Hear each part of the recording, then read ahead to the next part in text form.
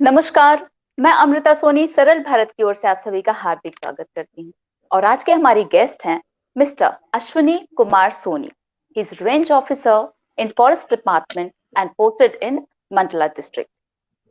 Sir, आपका बहुत बहुत स्वागत है सरल भारत में। बहुत बहुत धन्यवाद madam.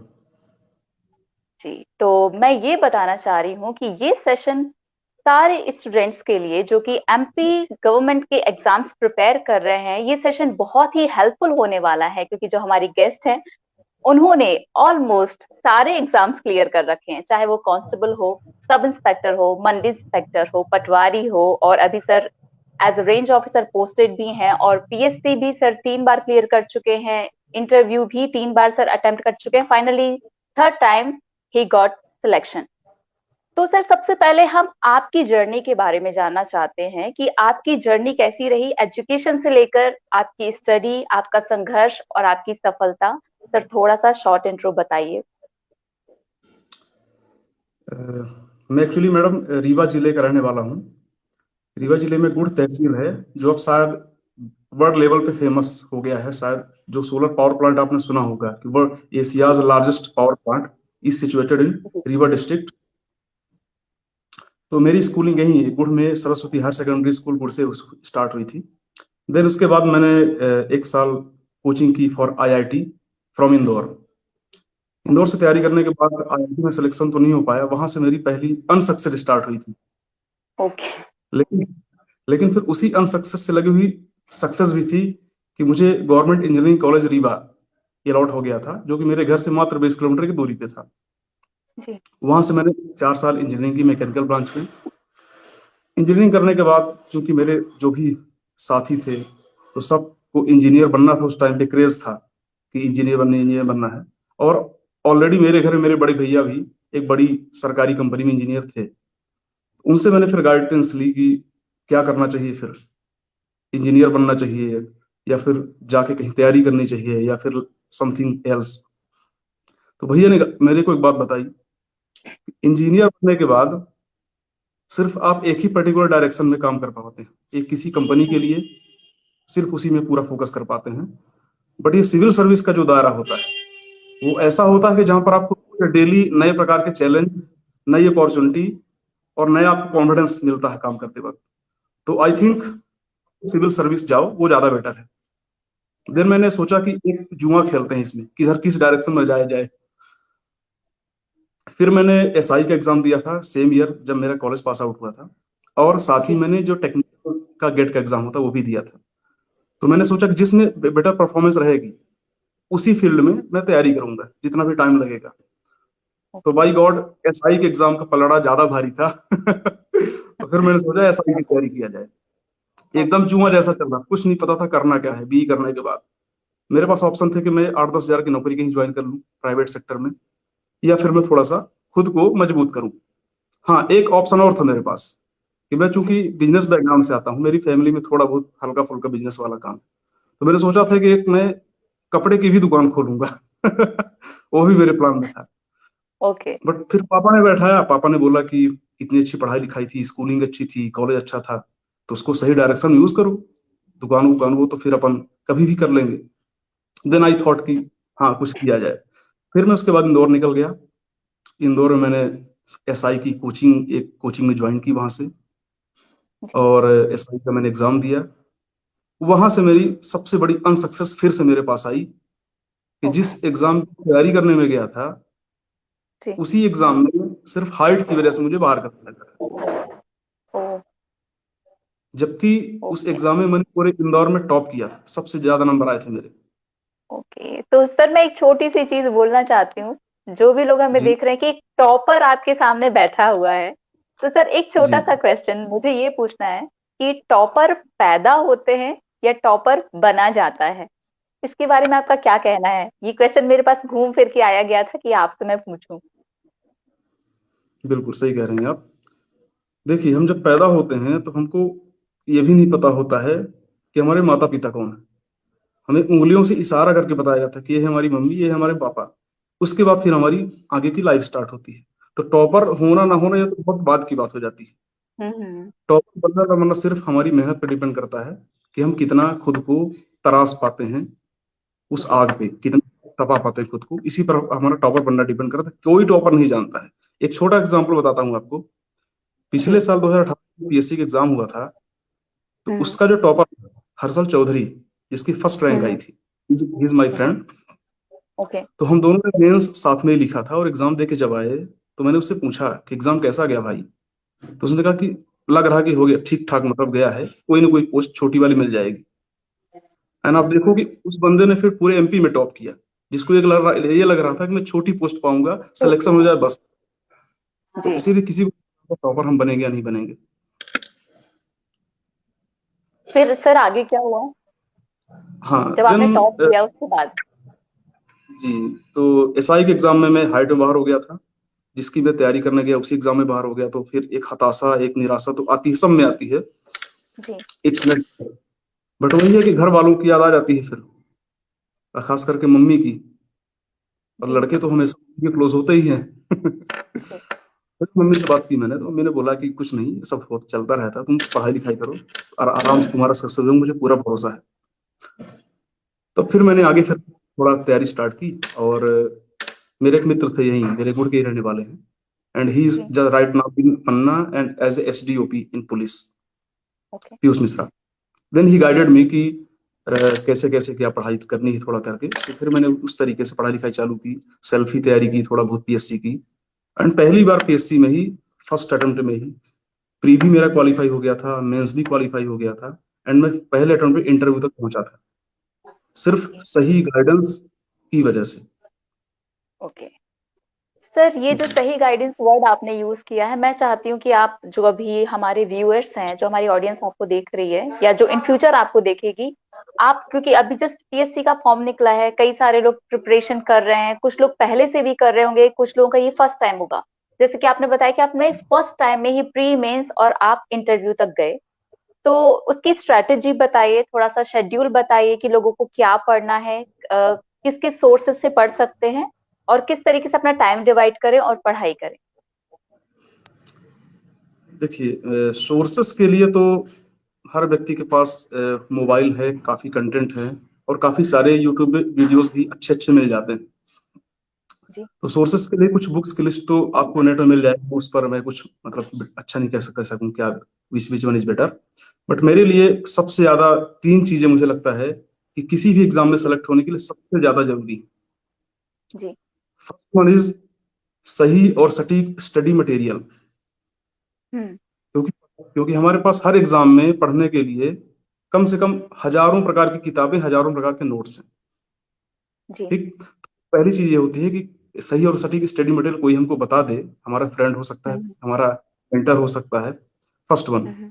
Second one is daily का पढ़ाई का रूटीन, चाहे वो 4 घंटे का हो चाहे 6 घंटे का। जैसे हमारे लिए खाना या सांस लेना जरूरी है, वैसे ही हम अपनी हैबिट में शामिल करें कि डेली हमको पढ़ना जरूरी है, चाहे कोई भी काम छूट जाए लेकिन पढ़ना नहीं छूटना चाहिए।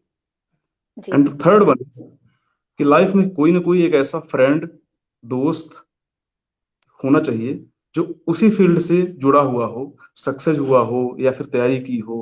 तो उससे हम उसी विषय पे कम से कम थोड़ा बहुत बातें कर सकते हैं। तो इन तीन तीन चीजें अगर आपके पास हैं तो आप काफी नजदीक पहुंच सकते हैं एग्जाम निकालने की, उसमें कोई कठिन काम नहीं है फिर। सर तो जो फर्स्ट वन है सटीक मटेरियल, तो सर वो हम्म। सटीक मटेरियल बता दीजिए। और एक और क्वेश्चन है कि हर जो इंसान टॉपर रहता है या फिर जो कुछ अचीव कर लेता है, उसका कुछ एक तो सीक्रेट रहता है जो वो सबसे नहीं शेयर करता जनरली ड्यूरिंग स्टडी। सर वो क्या आप हम्म। अभी शेयर कर सकते हैं? देखिए, मुझे लगता है मेरी पर्सनली अगर बात की जाए तो मेरा, जी। वो जो आप एक कोई एक पर्सनल कुछ होता है अंदर का, तो मेरा सिर्फ एक ही है कि मैं खुद में सिर्फ एक ही टैलेंट मानता हूँ कि मैं कभी हार नहीं मानता। और सिर्फ इसी टैलेंट की ही वजह से शायद यहाँ तक मतलब मैं पहुंचा हूँ। तो ये सबके लिए अलाउ होता है और सबको ये अपनाना चाहिए अपनी लाइफ में कि अनसक्सेसफुल होती रहती है, लेकिन अपना ध्यान, अपना जो कंसंट्रेशन होता है, सही डायरेक्शन में लगा के अगर आप मेहनत करते हैं तो बड़े आराम से चीजें आपके फेवर में आ जाती हैं। जी। सर हाँ। मटेरियल बता दीजिए, आप अभी पीएससी का एग्जाम होने वाला है, तो यस, राइट राइट। जी। आपने कंटेंट की बात की थी, तो देखिए, वैसे तो सारे एग्जाम के लिए जीके सब में पढ़ना पड़ता है, और एमपीपीएससी में तो फॉर मोस्ट इंपॉर्टेंट है ना। तो जीके के लिए जी। पहले तो शॉर्ट ट्रिक देखी जाए तो लूसेंट जो कह कहलाती है वो ब्रह्मास्त्र है सारे एग्जाम के लिए, है ना। ओके। वो सब जानते हैं लूसेंट पढ़ना चाहिए, और सीरियसली हाँ उसको पढ़ना चाहिए, मानिए उसके बिना काम नहीं होता है। बट अब अगर जिसको लगता है कि थोड़ा सा डिटेल में जाएं, क्योंकि लूसेंट में सीधे सीधे फैक्ट्स दिए हैं, और जी। उन फैक्ट्स को सीधे सीधे रटना, और जो पहली बार एग्जाम की तैयारी कर रहा है, जो बड़े शहर नहीं जा पा रहा है, कोचिंग नहीं कर पा रहा है, तो उनके लिए फिर यह है कि किसी अच्छी अच्छी कोचिंग के आप नोट्स प्रेफर करें। तो पर्सनली मैं जिस कोचिंग के नोट्स प्रेफर करता था, आई एम नॉट, मैं किसी कोचिंग का प्रचार नहीं कर रहा हूँ, लेकिन मेरे हिसाब से इंदौर कोचिंग है आकार आईएएस नाम से। जी। तो उसके नोट्स आते हैं पीपीएससी के, that notes are best notes in MP I think. Okay. और मैंने उसी नोट्स को प्रेफर किया था बहुत अच्छे से। तो मुझे लगता है कि आप एमपीपीएससी के आकार कोचिंग के नोट्स मंगा लीजिए, तो उसमें ओके। आपको बहुत अच्छे से चीजें बहुत ही आसान भाषा में समझाई गई हैं। जी। फिर अगर जैसे मान लीजिए कोई सब्जेक्ट आप उठाते हैं, ज्योग्राफी आपने उठाया, उसी नोट्स में से आपको नहीं समझ में आ रहा है, तो यूट्यूब पर आप सहारा लीजिए, इतने अच्छे अच्छे वीडियो पड़े हैं, आप वहां सहारा लेकर नोट्स बनाइए। नोट्स बना के आप उसी चीज को आकार नोट्स में से फिर पढ़िए, तो आपको बड़े आराम से चीजें समझ में आ जाएंगी। और अगर बुक लिस्ट की बात किया तो बुक लिस्ट में तो बहुत सारी चीज, मैंने स्पेशली किसी बुक को प्रेफर नहीं किया था, सिर्फ कोचिंग के नोट्स से ही मैंने तैयारी की थी। तो मैं बुक्स को कुछ स्पेशल बता नहीं पाऊंगा। हाँ, किसी को स्पेशल बुक चाहिए तो यूट्यूब में और गूगल में कई सारी चीजें आपको मिल सकती है, वहां से आप कर सकते हैं। ओके सर, आपके ट्रेनिंग के कुछ एक्सपीरियंस आप शेयर करिए। और एक क्वेश्चन ये है, जब आप तैयारी कर रहे थे उस वक्त जो आप सोचते होंगे कि मैं जॉब में जाकर ये करूंगा या वो करूंगा या मेरी ऐसी जॉब होगी, वो वो थॉट और ड्यूरिंग योर ट्रेनिंग वो सेम था या फिर थोड़ा कुछ अलग था जो आपने नहीं सोचा था? एक्चुअली ये फॉरेस्ट में आना, फॉरेस्ट डिपार्टमेंट की सर्विस में ज्वाइन करना मेरा पहले एम नहीं था, क्योंकि मैं सिविल सर्विस में मेरा ज्यादा रुझान था, जिसमें आपके प्रशासनिक पद आते हैं, डिप्टी कलेक्टर है, डीएसपी है, नायब तहसीलदार है, ऐसे पदों की ओर। बट कहते हैं कि किस्मत आपको जहां ले जाना चाहती है वहां आप पहुंच जाते हैं। और इसका सिर्फ एक ही मैं लिंक आपको बताता हूँ, कि जो मैं आपको बताया था कि एसआई की तैयारी करने में इंदौर गया था, जी। तो इस वजह से गया था कि जो यूनिफॉर्म होता है, वर्दी, मुझे बहुत प्यारी ओ, थी। हाँ, मेरे मामा जी पुलिस में थे, तो जब मैं मामा जी के यहाँ जाता था तो उनकी वर्दी पहनता था। इतनी बड़ी वर्दी ओके। में इतना छोटा दिखता था, लेकिन फिर भी बड़ा अच्छा लगता था वर्दी पहन के। तो ओके, वही नहीं वर्दी का सर, शौक। ये आपको मतलब शुरू से था आपको वर्दी का शौक, तो वो चीज आपको यहाँ ले आई ऐसे? हाँ एग्जैक्टली, वर्दी से मुझे बहुत लगाव था। तो पुलिस में ना सही, लेकिन किस्मत में वर्दी लिखी थी। तो ये फॉरेस्ट रेंजर बनने के पहले मैं एक और सर्विस में था, मंडी इंस्पेक्टर बना था मैं। तो किस्मत से उसमें भी वर्दी पहनने को मौका मुझे मिला था। और इसमें तो सौभाग्य था कि फॉरेस्ट में आके उन वन्य जीवों की सुरक्षा करना जो बोल नहीं पाते हैं। हम तो कम से कम बोल पाते हैं, तो हमारी सुरक्षा पुलिस करती है। हम उनकी सुरक्षा करते हैं जो बोल नहीं पाते हैं। तो मैं खुद में बड़ा खुशकिस्मत मानता हूँ कि ऐसा फील्ड में आया, एक्सीडेंटली आया या फिर बाई चांस आया, नहीं सोचा था फिर भी, लेकिन लग रहा है कि बहुत अच्छी जगह पे ऊपर वाले ने भेजा मेरे को। हाँ, आपने ट्रेनिंग का बोला शायद। जी तो हाँ। ट्रेनिंग जी। ये मान लीजिए कि मध्य प्रदेश में जितनी भी पोस्टें होती हैं, चाहे जी। वो डिप्टी कलेक्टर हो, डीएसपी हो, नायब तहसीलदार हो, नगर पंचायत का सीएमओ हो, सबसे अच्छी ट्रेनिंग फॉरेस्ट रेंज ऑफिसर की मानी जाती ओके है। यस। सर, ऐसा वो क्या इसलिए स्पेशल है उस फिल्म में? जी। वो इसलिए क्योंकि ये एकमात्र ट्रेनिंग है जिसमें आप जियोग्राफी, वैसे तो जियोग्राफी पढ़ते हैं किताबों में ना, भूगोल, लेकिन इस जी। ट्रेनिंग में पूरा इंडिया खुद देख के आते हैं, पूरा भारत। मेरी ट्रेनिंग ओके। में मुझे चारों भारत घुमा दिए गए थे, north India, south India, east India, waste India. India. In fact आपने अंडमान निकोबार का नाम सुना होगा। हाँ। अंडमान निकोबार तक हमको ले जाया गया था ट्रेनिंग में। और ये ओके सब ग्रेट। पूरा एमपी गवर्नमेंट अपने खर्चे पे करवाती है। तो ये मान लीजिए आप कि जैसे कहते हैं ना कि भारत भ्रमण हो गया, चारों धाम हो गए, ऐसे टाइप से आपका साल डेढ़ साल का ट्रेनिंग हो जाता है। बढ़िया है सर। जी, इसमें से जैसे कि हम लोग कहाँ गए थे, जितने नेचुरल प्लेसेस होते हैं, आपने दार्जिलिंग का नाम सुना होगा, आपने जी। आपने गिर नेशनल पार्क का नाम सुना होगा, गुजरात में है, जहाँ पर एशियाटिक लायन पाए जाते हैं, है ना। जी। आपने नॉर्थ इंडिया में शिमला मनाली का नाम सुना होगा। जी आपने बिल्कुल। साउथ इंडिया में नीलगिरी और ऊटी का नाम सुना होगा। ये सारी जी चीजें हमारे ट्रेनिंग में शामिल थी कि यहाँ पर ले जाते हैं, वहाँ का फॉरेस्ट एरिया दिखाते हैं, उसी फॉरेस्ट एरिया से लगा हुआ अगर कोई और नेचुरल या फिर ऐतिहासिक प्लेस है वहां ले जाते हैं। तो जी। ये मान लीजिए कि that is amazing. Okay sir, viewers के कुछ क्वेश्चन हैं।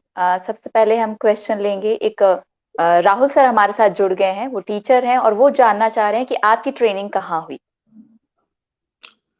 जी, मेरी ट्रेनिंग एक्चुअली कर्नाटका में हुई थी। कर्नाटका में एक धारवाड़ नाम की सिटी है, वहां हमने ट्रेनिंग की थी। और ranger training actually training college बहुत सारे हैं, लगभग 10-12 कॉलेज जी है पूरे इंडिया में, तो जिनमें से मैंने जी। कर्नाटका से ट्रेनिंग। ओके सर, वहाँ का एक्सपीरियंस बताइए। आपको क्या चीज़ बहुत खास लगी, कुछ ऐसा जो आप शेयर करना चाहते हो जो बहुत ही मेमोरेबल रहा हो।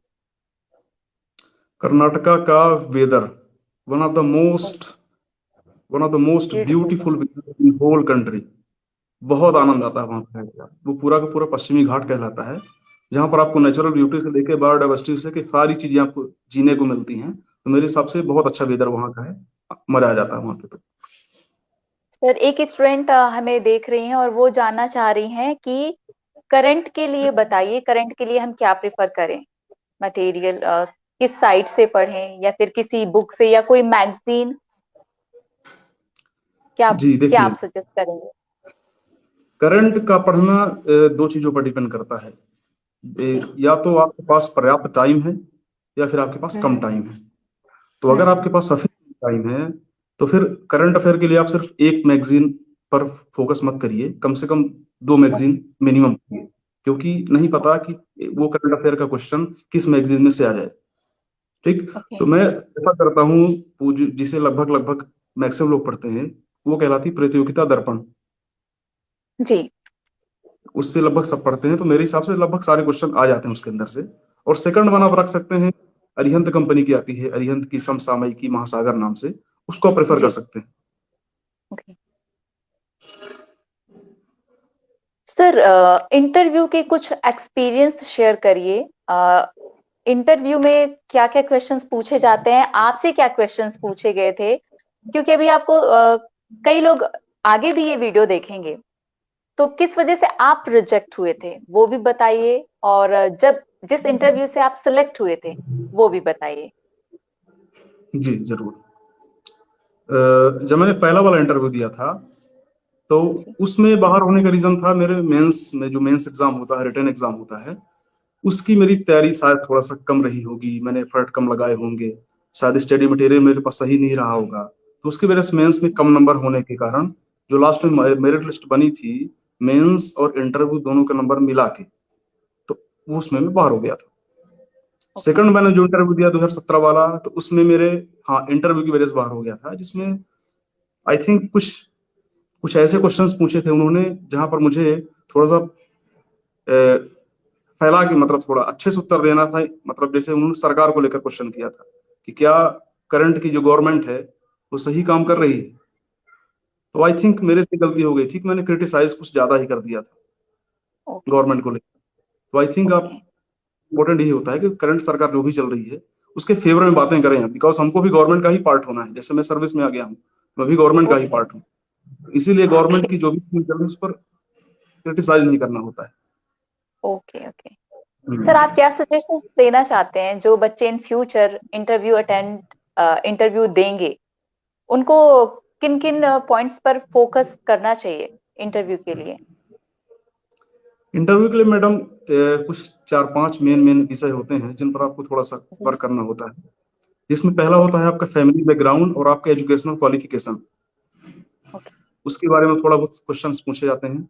सेकंड वन जो हम्म। आपने बताया, करंट अफेयर से रिलेटेड कि देश दुनिया में क्या चल रहा है। जी। तीसरा इंपॉर्टेंट सब्जेक्ट आता है कि हॉबी, जिसे ओके। शायद लोग नजरअंदाज भी करते हैं कि अरे यार हॉबी हमारी तो कुछ नहीं है, तो क्या मतलब, कोई फर्क नहीं पड़ता। लेकिन हम्म। इंटरव्यू वाले आपसे एक्सपेक्ट करते हैं कि आप एक ह्यूमन बॉडी है, ना कि मशीन बॉडी। एग्जैक्टली। मशीन को हॉबी हॉबी है। नहीं पड़ती है। हमें भी काम करते हुए हमें भी लगता है कि अगर हम अगर थोड़ा खुद को कहीं पर अच्छा फील करवाने के लिए अच्छी हमारी कुछ हॉबी है, तो हम काम भी अच्छे से कर पाएंगे। तो थर्ड वन इज जी। कुछ ना कुछ हॉबी होनी चाहिए। ओके। ये मेन टॉपिक होते हैं, यहीं से वो क्वेश्चंस पूछते हैं कुछ ना कुछ। ओके सर, एक और क्वेश्चन आया है हमारी ऑडियंस की तरफ से कि सर रेंजर ऑफिसर के रूप में किन विषय को आप महत्वपूर्ण मानते हैं जिसकी जरूरत है वन संपदा आदि के लिए? ये एग्जाम पॉइंट ऑफ व्यू से अगर देखा जाए तो देखिए, अभी का ये, इनसे ये पूछिए आप थोड़ा सा क्या सिलेबस की बात कर रहे हैं एग्जाम के रेंजर की, आई थिंक। अ, आप नहीं, आप किन पॉइंट्स को महत्वपूर्ण मानते हैं ये पूछा है उन्होंने। मैंने स्क्रीन पर अच्छा, लगाया ठीक है है। क्वेश्चन। जी। ओके ओके, ठीक है। तो देखिए, मेरे हिसाब से फॉरेस्ट में एग्जाम क्वालिफाई करने के दृष्टिकोण से अगर देखा जाए, है ना, तो उसके हम्म। लिए मैंने ये है कि जो प्री का एग्जाम होता है वो सिविल सर्विस और फॉरेस्ट सर्विस का सेम ही है, उसमें कोई फर्क नहीं है। हम्म। आपको सिर्फ तैयारी जी। करनी है। फॉरेस्ट सर्विस का जो मेंस होता है वो सिविल से थोड़ा सा अलग हो जाता है। उसके हम्म। लिए आपको उसमें सिलेबस दिया है, उसके अकॉर्डिंग मैं आपको एक हो सकेगा एक पीडीएफ शेयर कर दूंगा जिसमें मैंने खुद बनाई है कि किसके लिए आप क्या पढ़ सकते हैं, है ना, तो वो जी। आप अगर सर्कुलेट कर देंगे तो आई थिंक बेनिफिट होगा उसमें। ओके सर, एक एक क्वेश्चन है, वो मेरी तरफ से पर्सनली मेरा क्वेश्चन है। जो आपका जॉब है, तो आपको क्या क्या चैलेंजेस फेस करने पड़ते हैं ऑन ड्यूटी? क्योंकि जंगल में रहना, मतलब जंगल में ड्यूटी करना, आई थिंक थोड़ा सा मुश्किल होता होगा। हाँ, सही कह रही हैं आप।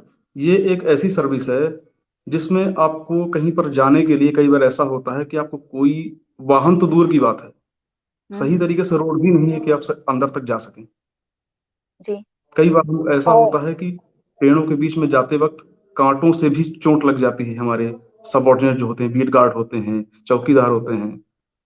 जी। इसके अलावा अंदर वन्य जंगल जीव। के अंदर वन्य जीव, जंगल के अंदर मान लीजिए कोई लकड़ी काट रहा है अवैध रूप से, तो जी, क्वेश्चन ये है। बीट गार्ड के ऊपर हमला भी कर सकता है वो, क्योंकि वहां पर कोई ओके। पुलिस नहीं है, कुछ नहीं है, इनफैक्ट नो हम्म। नेटवर्क, कोई नेटवर्क हम्म। कनेक्शन भी कर सके किसी को कि आपके साथ कोई घटना हो रही है।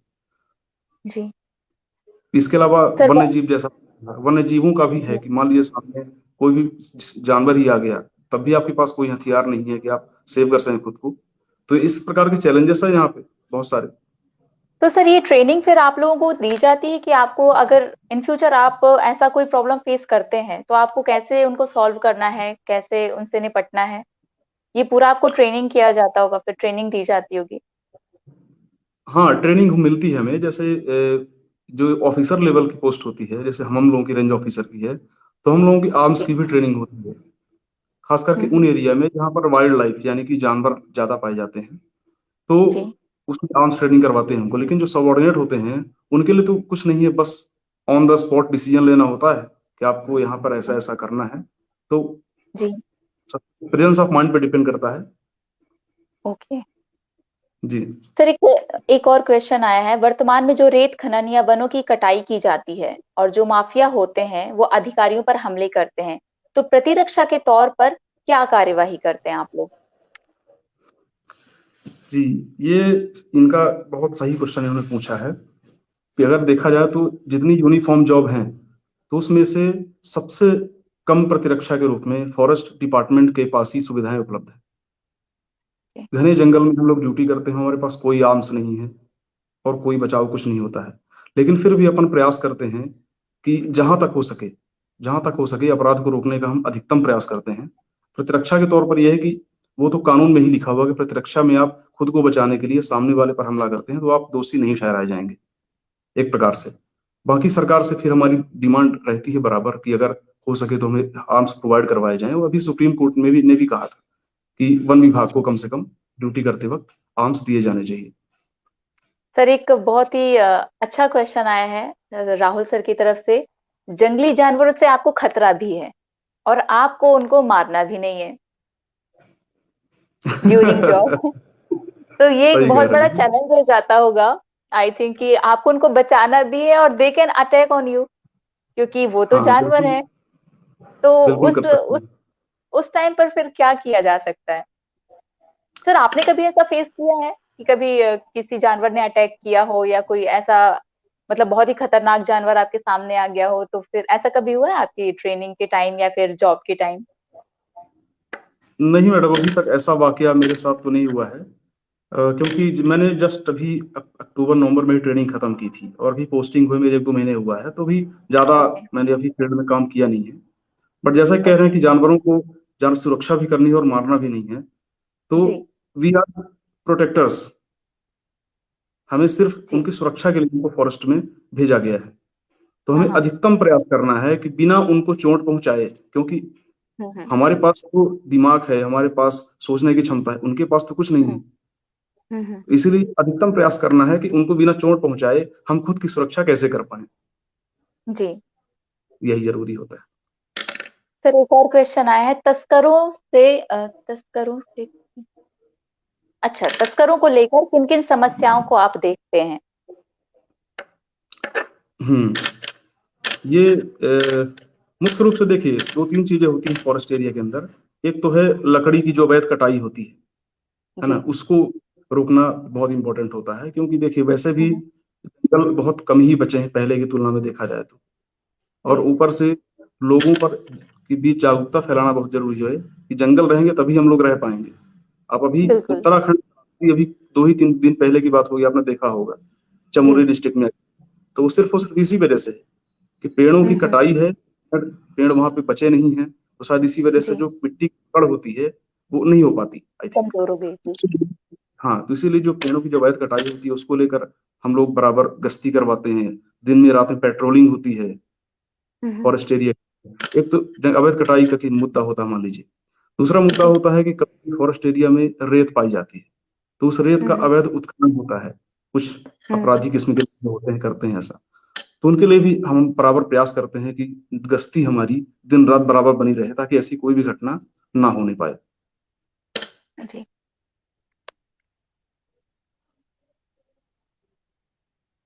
सर राहुल सर जी की तरफ से आपको बहुत बहुत शुभकामनाएं हैं। वो ये भी बोल रहे हैं कि आप अपना ख्याल रखें, और जी सर आपको शुभकामनाएं दे रहे हैं बहुत। बहुत और बहुत धन्यवाद राहुल जी। राहुल जी को बहुत बहुत धन्यवाद मेरी ओर से। जी एक और क्वेश्चन है, वनों में सरकारी कर्मचारियों को हथियार नहीं दिए जाते हैं, केवल डंडे के सहारे कैसे वन सुरक्षा और आत्म सुरक्षा संभव है? आत्मरक्षा। विनय जी का सवाल बहुत जायज है। और उस हम्म। समस्या से पूरा वन विभाग जूझ रहा है कि जिस प्रकार से पुलिस सुरक्षा देती है हमें, ह्यूमन को, तो उनके पास सरकार ने प्रोवाइड करवाया है हथियार के रूप में। लेकिन वन विभाग के पास ऐसा कुछ नहीं है, तो हम प्रयास कर रहे हैं अपनी ओर से। हमारी मांगे रहती हैं हमेशा कि वन विभाग के कर्मचारियों को भी हथियार प्रोवाइड करवाए जाएं, क्योंकि दिन रात वो भी बराबर मेहनत करते हैं। वो ऐसे जगह में ड्यूटी करते हैं जहां पर कोई नेटवर्क नहीं है, हो सकता है पीने को पानी तक ना मिले। कठिन होता है, रियली बहुत कठिन है ड्यूटी करना ऐसे में। सर एक और क्वेश्चन आया है, आपने इंटरव्यू की तैयारी किसी इंस्टीट्यूट से की है या सेल्फ की है? देखिए, जो मैंने पहला इंटरव्यू दिया था तो वो किसी जी। इंस्टीट्यूट से कोचिंग करके दिया था। लेकिन जिसमें मैं जी। सेलेक्ट हुआ था तो उसमें किसी भी इंस्टीट्यूट से कोई तैयारी नहीं की थी। सेल्फ मैंने अपने से तैयारी की थी। और एक होता है ना कि एक थोड़ा सा कुछ एग्जाम्स आपके जब क्वालिफाई हो जाते हैं तो आपका कॉन्फिडेंस का जी। लेवल जो है ना, वो अपने आप हाई हो जाता है। तो इसीलिए कोचिंग वोचिंग से कुछ नहीं होता है, सब कुछ सेल्फ कॉन्फिडेंस पर डिपेंड करता है आपके। खुद जागरूक रहिए और ज्यादा से ज्यादा अपना नॉलेज बढ़ाइए, अपने आप सारी चीजें हो जाती हैं। सर लगभग कितने घंटे एग्जाम्स की प्रिपरेशन के लिए देना चाहिए पीएससी के लिए? अभी मैं पीएससी पर इसलिए फोकस कर रही हूँ क्योंकि जस्ट कल लास्ट डेट थी, काफी लोगों ने भरा होगा। तो कितने आवर्स की तैयारी आई थिंक इम्पोर्टेंट होती है, कि इतने घंटे आपको पढ़ना ही है सब्जेक्ट वाइज, क्या आप बता सकते हैं? जी, देखिए घंटे का तो कुछ क्लियर नहीं है, क्योंकि सबकी अपनी अपनी कैपेसिटी होती है। कोई 2 घंटे में ज्यादा चीजें कैप्चर कर लेता है, किसी को 10 घंटे लग जाते हैं उतना ही पढ़ने में। पर एक जी। अगर आइडियल देखा जाए तो कम से कम आप डेली का मिनिमम 6 से 7 घंटे अगर दे पा रहे हैं तो आई थिंक सारी चीजें आप अच्छे आराम से कवर कर लेंगे। बाकी अगर पढ़ने वालों की बात किया तो लोग 10-10 12-12 घंटे भी पढ़ते हैं। और पढ़ना भी चाहिए, अगर आपके अंदर कैपेसिटी है तो आप बड़े आराम से 10-10 12 12 घंटे पढ़ाई कर सकते हैं। सक्सेस होने के लिए तो फिर कोई घंटा फिक्स नहीं होता है। यहाँ तक कि आप अगर चाय पीने भी जा रहे हैं तो वहां भी आपको ध्यान रखना चाहिए कि मेरा 2 मिनट वहां वेस्ट हो रहा है, तो वो भी समय कैसे बच जाए। तो जी। तैयारी के दौरान स्टार्टिंग में, जब स्टार्टिंग फेज में होते हैं आप, तो मैक्सिमम प्रयास करिए कि जितना ज्यादा से ज्यादा समय आप दे सके पढ़ाई में, मैक्सिमम उतना दीजिए। ओके सर, आपको कौन सा सब्जेक्ट टफ लगता था? और अगर आप अभी आपकी तरफ से सजेशन दें बच्चों को मेंस के लिए, क्योंकि मेंस में आई थिंक रिटर्न होता है, तो कौन सा सब्जेक्ट टफ होता है जिसको ज्यादा टाइम देना चाहिए, और किस सब्जेक्ट को कम टाइम देना चाहिए? कम नहीं मीन्स पढ़ना तो पूरा पड़ेगा, बट ज्यादा किस पर फोकस करना चाहिए जो टफ होता है? सब्जेक्ट तो मैडम पढ़ते पढ़ते इंटरेस्ट पर आ जाता है कि मुझे इसमें ज्यादा इंटरेस्ट है, तो उसमें अपने को ज्यादा अच्छे समझ में चीजें आती हैं। जो चीजें जी हमें इंटरेस्ट वाली कम होती है, वो चीजें हमें कम समझ में आती हैं। तो जी। मुझे पर्सनली इतिहास में थोड़ा सा, हिस्ट्री बहुत कम याद होती थी, मेरी मेमोरी पावर मेरी थोड़ी कम थी। समझने वाली चीजें बहुत अच्छे समझ में आ जाती थी, ज्योग्राफी मुझे बहुत अच्छे समझ में आ जाती थी, इकोनॉमिक्स अच्छे से मुझे समझ में आ जाती थी। इतिहास में मुझे पर्सनली दिक्कत थी, तो उसमें मैं ज्यादा से ज्यादा प्रयास करता था कि रिवीजन मैक्सिमम, एक बार पढ़ने के बाद 2 बार रिवीजन, 3 बार रिवीजन, 4 बार रिवीजन, ज्यादा से ज्यादा उस पर ध्यान दीजिए आप, तो सारी चीजें अपने आप लाइन पे आ जाती हैं। सर पीएससी मेंस के लिए आप क्या कहना चाहेंगे हमारे व्यूअर्स को कि किस तरीके से तैयारी करें, क्योंकि उसमें पूरा रिटर्न होता है, और आप किस तरीके से तैयारी करते थे रिटर्न एग्जाम की?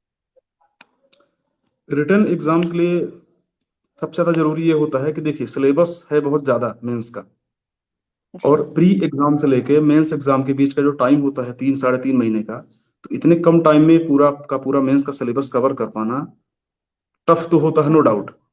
जी। लेकिन अगर सही स्ट्रेटजी, सही स्टडी मटेरियल और डेली की 8 से 10 घंटे पढ़ाई अगर आप दें, तो बड़े आराम से चीजें कवर की जा सकती हैं। आई थिंक फर्स्ट अटेम्प्ट में ही मेरे फ्रेंड, जो कि मेरे गुड़ के ही रहने वाले हैं, पन्ना में बरसते, उन्होंने पहले अटेम्प्ट में ही उस 3 महीने में ही पूरा मेंस कवर करके सेकंड हाईएस्ट पोस्ट पाई थी एज ए डीएसपी। तो जी चीजें कवर हो जाती हैं, बस मेहनत पर डिपेंड करता है आप कैसा कितनी मेहनत कर पा रहे हैं। सर, एक और पॉइंट हम डिस्कस करना चाहते हैं इस सेशन के बीच, कि कई लोगों को फैमिली इश्यूज भी आ जाते हैं इस बीच, तैयारी करते बीच और भी इश्यूज आ जाते हैं, उनको कैसे डील करना चाहिए? क्योंकि सब लोग कहते तो हैं कि असफलताओं के पीछे कई सारे लोग बहाने भी देते हैं, बट कई लोगों को एक्चुअल में प्रॉब्लम्स आती हैं, तो उनको कैसे डील करना चाहिए? कोई फैमिली इशू है, कोई और भी इशू है, तो उसके साथ कैसे पढ़ाई को करना चाहिए? एक इसके लिए मैं आपको छोटी सी 1 मिनट की स्टोरी सुनाता हूँ मैडम। जी कि एक आर्मी मैन थे, कैरोली टकाक्स नाम से। वो आई थिंक अमेरिका के रहने वाले थे, और ये सन जी 1938 की बात होगी। उनकी एज होगी आई थिंक 28 या 27 रही होगी। तो वो बहुत अच्छे निशानेबाज थे, पिस्टल शूटर बहुत हम्म अच्छे थे वो, और खूब अच्छी हम्म तैयारी करते थे, खुद की सेल्फ हम्म प्रैक्टिस करते थे। और इतने अच्छे शूटर थे कि सबको भरोसा था कि ये गोल्ड मेडल लाएंगे ओलंपिक में, जो कि जी 1940 में आई थिंक होने वाला था। दुर्भाग्य से 1939 में उनकी आर्मी की ट्रेनिंग चल रही थी, और आर्मी ट्रेनिंग में जो ग्रेनेड होता है, बॉम्ब होता है, उनके हाथ में फट गया था। तो उनका वो हाथ, जिस हाथ से वो पिस्टल शूटिंग करने वाले थे, उनका वो पूरा का पूरा राइट हैंड फट गया। ओ, सोचिए, जिस व्यक्ति को पूरा देश सोच रहा था कि व्यक्ति ओलंपिक लेके आएगा, उसका राइट हैंड ही पूरा टूट हम्म गया। तो हमने सोचा कि इसका कैरियर लगभग खत्म है, अभी कुछ नहीं कर पाएंगे। हम्म लेकिन उस व्यक्ति ने फिर हार नहीं मानी। उसने अपने लेफ्ट हैंड से ट्रेनिंग चालू की, खुद अपनी तैयारी चालू की। और सोचिए, उस व्यक्ति ने लगातार 2 गोल्ड मेडल जीते, 1944 और 1948, दोनों बार। तो सर बहुत ही यहीं पर वही, इंस्पिरेशनल स्टोरी है। बिल्कुल।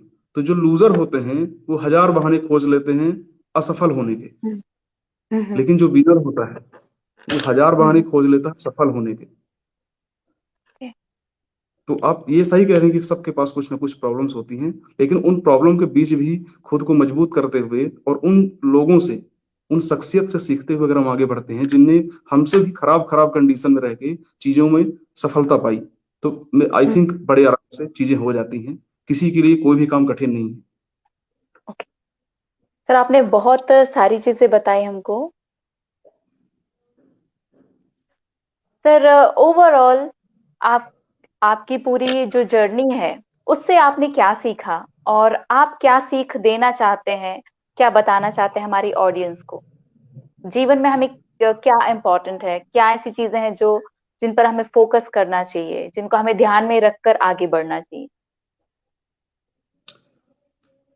जीवन में मैडम मेरे हिसाब से मुझे ऐसा लगता है कि सबसे ज्यादा जरूरी है कि आपका लोगों से जो इंटरेक्शन होता है, व्यवहार होता है हमारा, वो सबसे अच्छा होना चाहिए।